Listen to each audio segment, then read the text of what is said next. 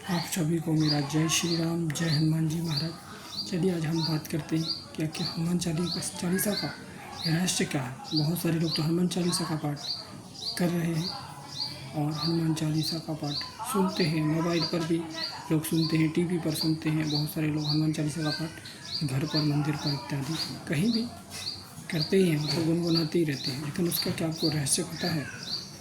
देखिए, गोस्वामी तुलसीदास जी ने हनुमान चालीसा का जो पाठ है लिखा है, वो आपको पता है कितने वर्ष की उम्र में लिखे? हनुमान चालीसा का पाठ गोस्वामी तुलसीदास जी महाराज लगभग 11 साल की उम्र में उन्होंने इस पाठ को लिखा। तब उनकी उम्र केवल 11 साल की थी। आप सोच सकते हैं कितना छोटा उम्र होता है। 11 साल मतलब लगभग कोई ज़्यादा उम्र नहीं होता है। 11 साल कोई उम्र नहीं है।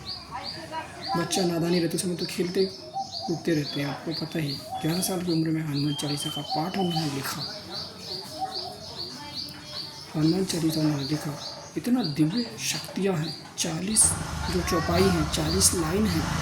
पहले गुरु का स्मरण होता है, उसके बाद फिर जो 40 लाइनें हैं, चालीसा की 40 चौपाइयाँ हैं। सबको पता है 40 चौपाइयाँ, 40 ही लाइनों में सभी में अलग अलग प्रकार की शक्तियाँ हैं। अब लोग जिस प्रकार से जैसा आप लोगों का आवश्यकता हो, आप उस प्रकार से हनुमान चालीसा के पाठ को उपयोग में या फिर आप लोग उसका उपाय भी कर सकते हैं, उपयोग में आप लोग ले सकते हैं। जैसे किसी का रोग नहीं जा रहा हो तो नासे रोग हरे शब्द जगत निरंतर हनुवीरा, इस पाठ को आप लोग, तब ये जो चौपाई की लाइन है, इस 2 लाइन की चौपाई को आप लोग नित्य कम से कम 108 बार तो कम से कम आपको बोलना ही होगा। उसके बाद फिर आपको अभिमंत्रित जप इसी 2 चौपाई की लाइन से आपको बनाना है। लेकिन आपका अभिमंत्रित जप तब होगा जब आप लोग इसको सतत प्रयास में लाते रहेंगे, तो कंटिन्यू आप लोग करते रहेंगे, कंटिन्यू करते रहेंगे। तो ऐसा नहीं है कि आप लोग मतलब आज आपको आवश्यकता हो अभिमंत्रित जल की, जो दिव्य जल होता है, जो अभिमंत्रित जल होता है, आपको पता ही है। तो वो जो है, जब आप लोग की आवश्यकता हो तभी आप लोग बैठ गए और 108 बार आपने बोल दिया और फिर फूंक लगा दिए, तो इससे अभिमंत्रित जल नहीं बने। इस बात को मैं क्लियर कर देता हूँ आपके सामने। देखिए, आपको इसको तो कंटिन्यू आपको करना पड़ेगा, कम से कम 2, 4, 6 महीने तो आप लोग करिए।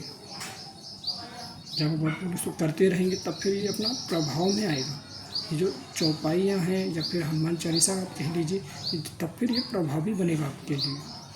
एकदम से कोई भी शक्ति आपके साथ में ऐसा कनेक्ट नहीं हो सकती। मतलब आप पहली बार ही बैठ गए, आपको आवश्यकता पड़ेगी, चलो बीमार है तो आप, हाँ, किसी ने आपको उपाय बता दिया, मानो मैं ही बता दिया आपको, मानो कि चलो ये बताते हैं कि 108 बार हनुमान चालीसा का या फिर ये लाइन बोल करके और फूंक लगा करके अभिमंत्रित जल बना के रोगी को पिला दी तो रोगी ठीक हो जाएगा। तो ऐसा भी नहीं होता है। ये आपको मैं क्लियर कर देता हूँ पहले। जो लोग पहले से पढ़ते आ रहे होंगे, जो बहुत दिनों से हनुमान चालीसा का पाठ कर रहे हैं, वो लोग एक एक चौपाइयों में जो उनकी पावर है, वो लोग अभिमंत्रित जल जब बनाते हैं तो तब फिर वो जल अभिमंत्रित होता है। ऐसे नहीं कि आप लोग कभी ना खास्ता, खुदा ना खास्ता वाली बात हो गई, जैसे कि कभी भी आपको आवश्यकता पड़ गया और आपने अभिमंत्रित जल बनाना प्रारंभ कर दिया, तो वैसे में वो फिर वो शक्तियाँ आपके काम नहीं करेंगे, ना ही अभिमंत्रित जल आपका बनेगा। इस बात का आप लोग ध्यान रखेंगे। रहस्य जो है ना इसका, यह बहुत ही पावरफुल रहस्य है, बहुत पावरफुल रहस्य है। 40 चौपाइयों में ही अपार शक्तियाँ समाई हुई हैं। बहुत ही अत्यधिक, हो सकता है जो लोग हनुमान चालीसा का पाठ करते हैं ना, उनको अनुभव होता है। जो लोग नित्य हनुमान चालीसा का पाठ जब करते हैं तो उन्हें अनुभव होता है। ऐसा लगता है कि शरीर के अंदर इतना जब ऊर्जा आ जाता है ना कि वो भी संभाले नहीं समझता है कभी कभी, इतना ज़्यादा ऊर्जा आ जाता है। ऐसा लगता है कि मतलब क्या कर दूँ मैं।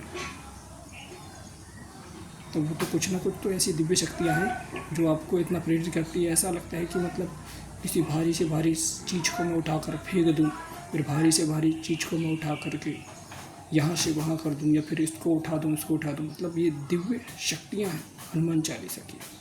हनुमान चालीसा की दिव्य शक्तियाँ जब आप लोग पाठ करते हैं तो ऐसा, जब भूत प्रेत इत्यादि का जब आपका नाम आता है ना, कोई अगर भूत या प्रेत कह दिया, कोई डाकनी शाकनी बेताल और ये सब जिन्न इत्यादि जब होते हैं ना, भूत प्रेत, जब उनका नाम सुनते ही आपके रोंगटे खड़े हो जाते हैं, या कि ये भूत प्रेत मेरे सामने आया कैसे, इसका नाम ही आएगा, तो उसके भूत प्रेत का नाम सुनकर ही आपके रोंगटे खड़े हो जाते हैं। ये हनुमान चालीसा के पाठ का प्रभाव, ये है प्रभाव हनुमान चालीसा के पाठ का, कि आपको भूत प्रेत का नाम सुनते ही आपके रोंगटे खड़े हो जाते हैं। ये हनुमान चालीसा का प्रभाव है, बहुत बड़ा प्रभाव है। आप लोग बाकी हनुमान चालीसा का पाठ करें। ऐसे में आपसे आशा करता हूँ कि आप लोग भी रोज़ नित्य हनुमान चालीसा का पाठ करें और इसका प्रभाव आप लोग स्वयं देखें। मैं तो आपको बता ही रहा हूँ, मेरा काम है आपको समझाना। आप लोग समझें और हनुमान चालीसा का पाठ करके आप लोग भी खुद देखें, उसका खुद आप लोग प्रभाव देखें।